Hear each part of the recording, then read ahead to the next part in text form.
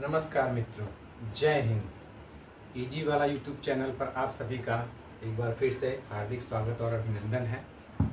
मित्रों, आइए, आज का टॉपिक है उपपद, आर्टिकल्स। ठीक है, तो आइए देखते हैं आर्टिकल्स क्या होते हैं। आर्टिकल्स दो प्रकार के होते हैं। पहला है इंडेफिनिट आर्टिकल्स, जिसको हम अनिश्चित उपपद कहते हैं, और दूसरा है डेफिनिट आर्टिकल्स, जिसको हम अनिश्चित उपपद कहते हैं। इंडेफिनिट आर्टिकल में आपके आते हैं ए और एन। क्या होता है? ए और एन। और डेफिनिट आर्टिकल्स में आते हैं द। ठीक है, तो आइए पहले देखते हैं कि इंडेफिनिट और डेफिनिट आर्टिकल क्या होते हैं, इन दोनों में डिफरेंस क्या है, अंतर क्या है। मान लीजिए आपके पिताजी हैं या आपके भाई हैं, कोई भी है, अगर वो आपसे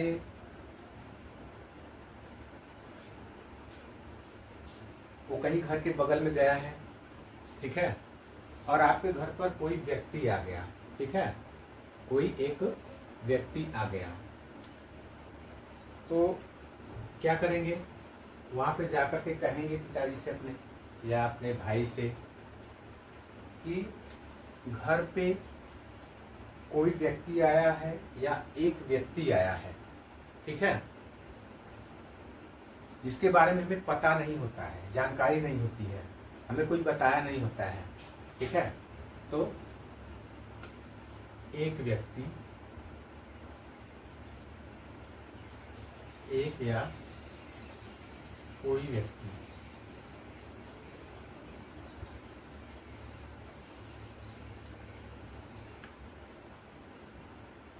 जब किसी के बारे में जानकारी नहीं होती है तो हम यही कहते हैं कि वह व्यक्ति या कोई एक व्यक्ति घर पे आया है। ठीक है, और अगर पहले से ही, अगर मान लीजिए कि आपके पिताजी ने कहा कि देखो घर पे एक व्यक्ति आएंगे या फला व्यक्ति आएंगे, तो हमको बताना। ठीक है, यानी वो जानकारी आपको पहले से बता दी जाती है कि हाँ घर पर कोई आने वाला है, तो आप जाएंगे तो क्या कहेंगे कि पिताजी वो व्यक्ति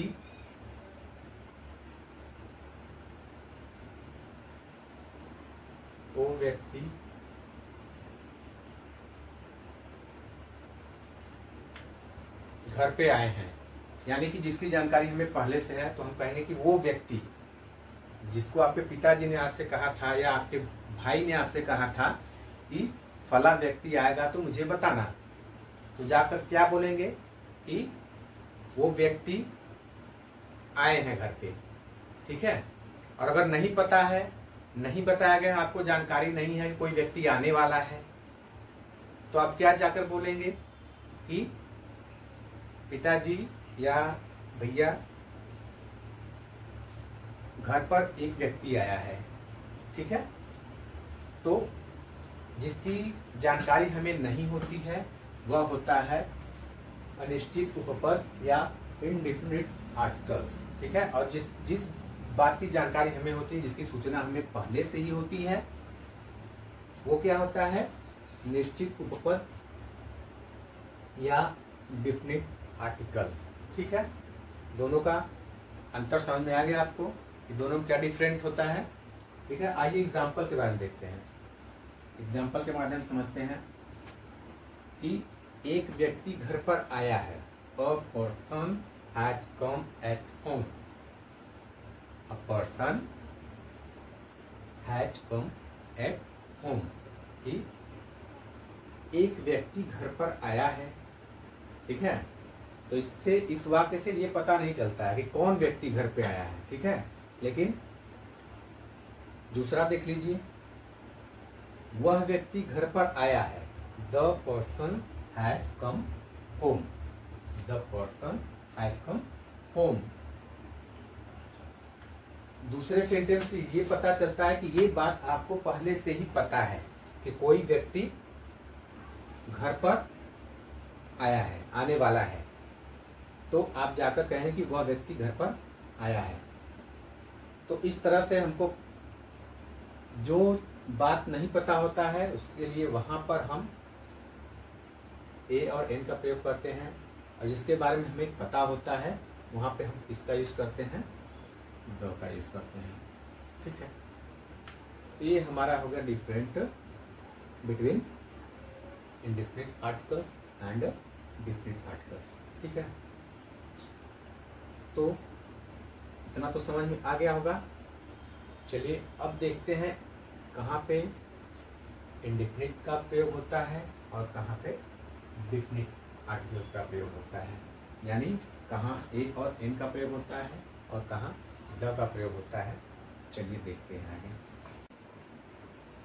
आइए पहला देखते हैं इंडेफिनिट आर्टिकल्स। ए एन का प्रयोग किसी ऐसे व्यक्ति, वस्तु या स्थान के साथ होता है जिसके बारे में पहले से जानकारी न हो, जैसा कि अभी हमने बताया आपको एग्जाम्पल देकर। ए और एन का मतलब एक होता है, इन दोनों का प्रयोग एक वचन की संज्ञा के साथ किया जाता है। For example a bat, a pen, एक बैट, एक पेन, एक गेंद,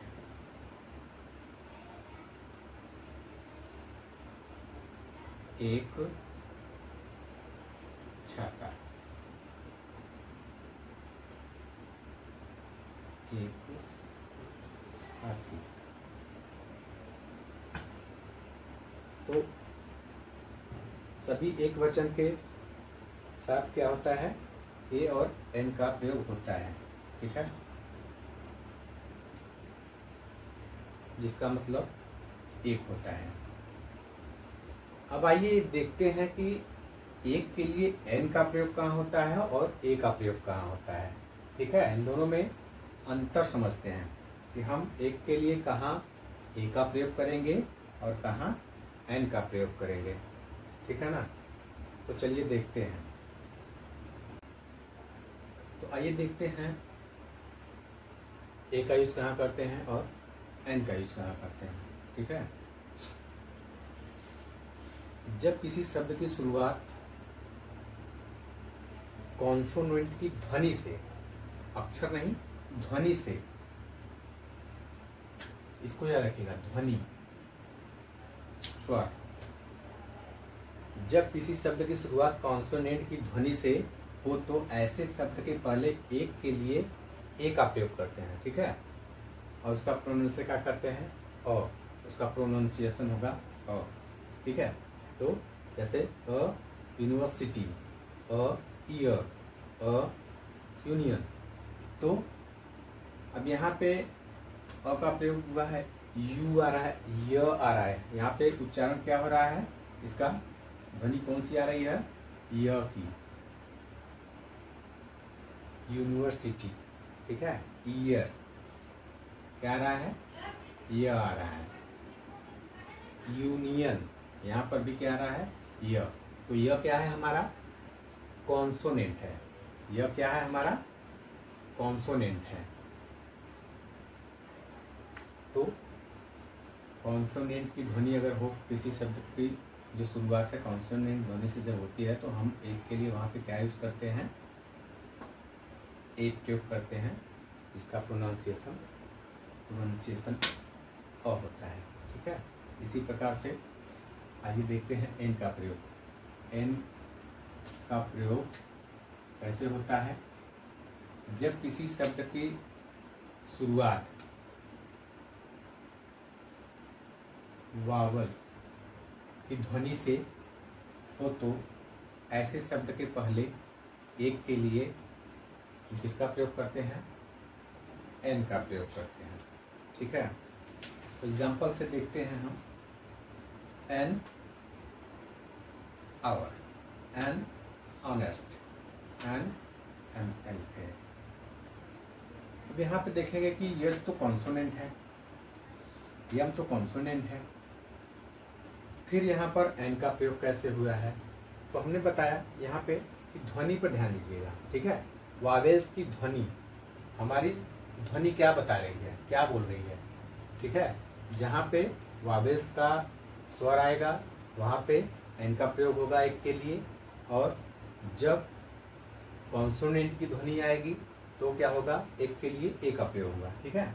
जैसे यहाँ पे है तो यच, लेकिन ह साइलेंट है, ठीक है। यच जो है, यच यहाँ पे साइलेंट है, तो यहाँ पे सिर्फ उच्चारण क्या हो रहा है, आव, तो ए आ, तो यहाँ पे क्या होगा, यूज एन का यूज होगा, ठीक है। इसी तरह यहाँ पे यच साइलेंट है, यहाँ पे क्या हो जाएगा, ऑनेस्ट, ऑनेस्ट हो जाएगा, तो स्वर क्या आ रहा है, ओ का स्वर आ रहा है, ठीक है, ओ। यहाँ पे एम, एम का प्रयोग हो रहा है, तो एम। तो इस तरह से क्या होता है, हमारा ए का प्रयोग, और कहाँ एन का प्रयोग होता है, कहाँ ए का प्रयोग होता है, ये हमारा क्लियर हो चुका है, ठीक है। उम्मीद करते हैं आपको भी अच्छे से समझ में आ गया होगा कि कहाँ ए का प्रयोग होता है, कहाँ एन का प्रयोग होता है। जहाँ किसी शब्द की शुरुआत कॉन्सोनेंट की ध्वनि से होती है, यानी व्यंजक की ध्वनि से होती है, वहाँ पे एक के लिए ए का प्रयोग, और जहाँ पर जो है कि हमारे किसी शब्द की शुरुआत वावल्स यानी स्वर से होती है, स्वर ध्वनि से होती है, तो वहाँ पर जो है कि एक के लिए हम क्या यूज करते हैं, एन, ठीक है। अब चलिए देखते हैं डिफिनिट आर्टिकल्स द के बारे में, ठीक। अब आइए देखते हैं डिफिनिट आर्टिकल, ठीक है। आर्टिकल द का प्रयोग किसी विशेष व्यक्ति, वस्तु या स्थान के लिए होता है जिसके बारे में पहले से जानकारी हो या जो ग्रुप में हो, ठीक है। For example the sun, the moon, the earth, the sky, the world. Group में है द क्लास, द स्टूडेंट। मतलब द का प्रयोग ऐसे जगह होता है जहाँ कि कोई ऐसी वस्तु हो जो अद्वितीय हो, ठीक है।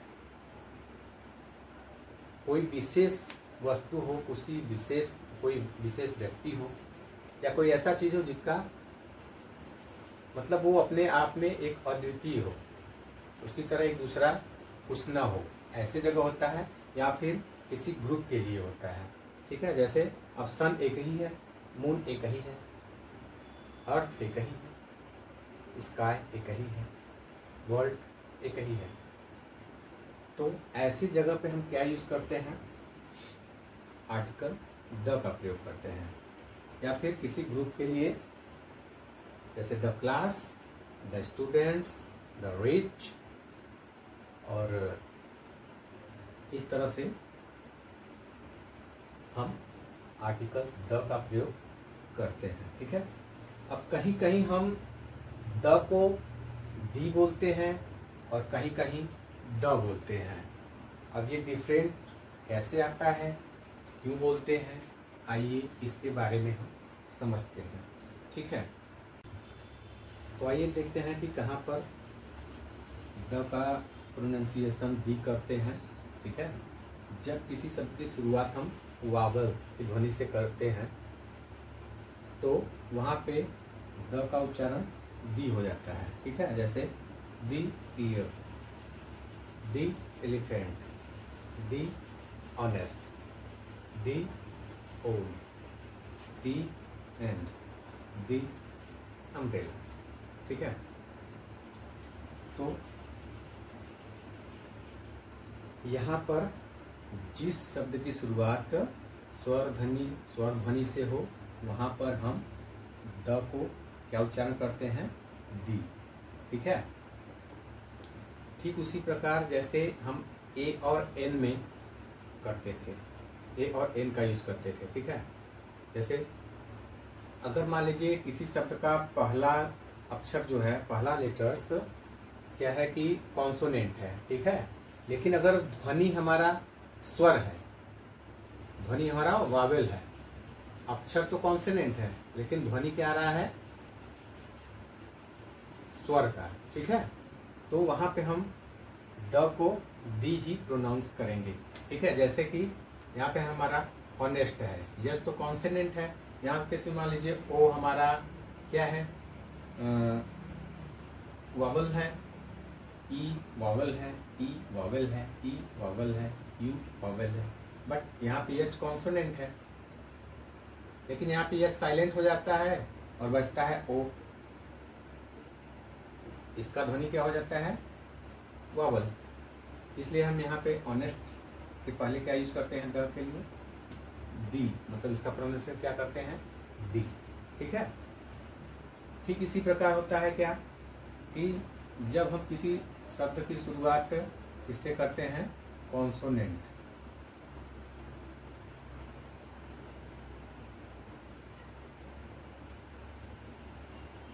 कॉन्सोनेंट की ध्वनि से, तो वहां पर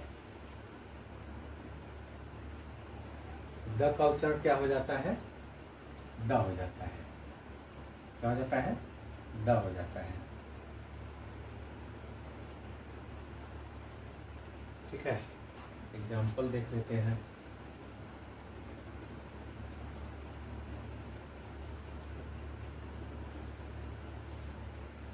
एग्जाम्पल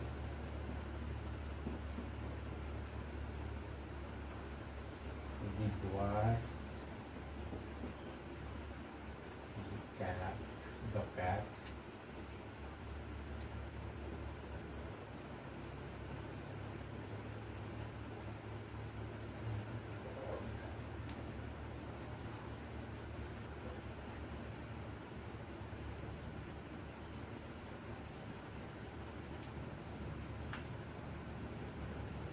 अब यहाँ पे जैसे बी है, द बॉय, बॉय है, बी हमारा कॉन्सोनेंट है, तो इसके पहले द का उच्चारण क्या होगा, द। कैट में सी क्या है, कॉन्सोनेंट है, इसका ध्वनि तो द का यूज करते हैं। और गॉड में जी क्या है, कॉन्सोनेंट है हमारा, कॉन्सोनेंट की ध्वनि आ रही है तो क्या होगा, यूज द। उसी तरह हमारा है द लॉयन। ठीक है, तो इस प्रकार से हम कहाँ द का यूज करते हैं और कहाँ दी का यूज करते हैं, ये आपका कॉन्सेप्ट क्लियर हो गया। ठीक है, तो आज हमने पढ़ा आर्टिकल्स के बारे में, जिसमें दो प्रकार के होते हैं। आपको उम्मीद है कि ये क्लियर हो चुका होगा, कहाँ द का, कहाँ ए का प्रयोग होता है, कहाँ एन का प्रयोग होता है, कहाँ द का प्रयोग होता है, कहाँ द की ध्वनि दी होती है, कहाँ द की ध्वनि द होता है। सारा कुछ आर्टिकल बिल्कुल आराम से आपको समझ में आ गया होगा। ठीक है, अगर कोई आपका क्वेश्चन हो तो कमेंट बॉक्स में कमेंट करिए और इस चैनल को सब्सक्राइब करिए, लाइक करिए, कमेंट करिए, शेयर करिए। ठीक है, ताकि मुझे भी मोटिवेशन मिले और मैं आपके लिए और भी अच्छी तरह से कंटेंट बनाऊं और आसानी से आपको जो कि समझ में आए। तो आप लाइक करके अपना प्यार देते रहिए। ठीक है, उसके लिए आप सभी को बहुत बहुत धन्यवाद। जय हिंद।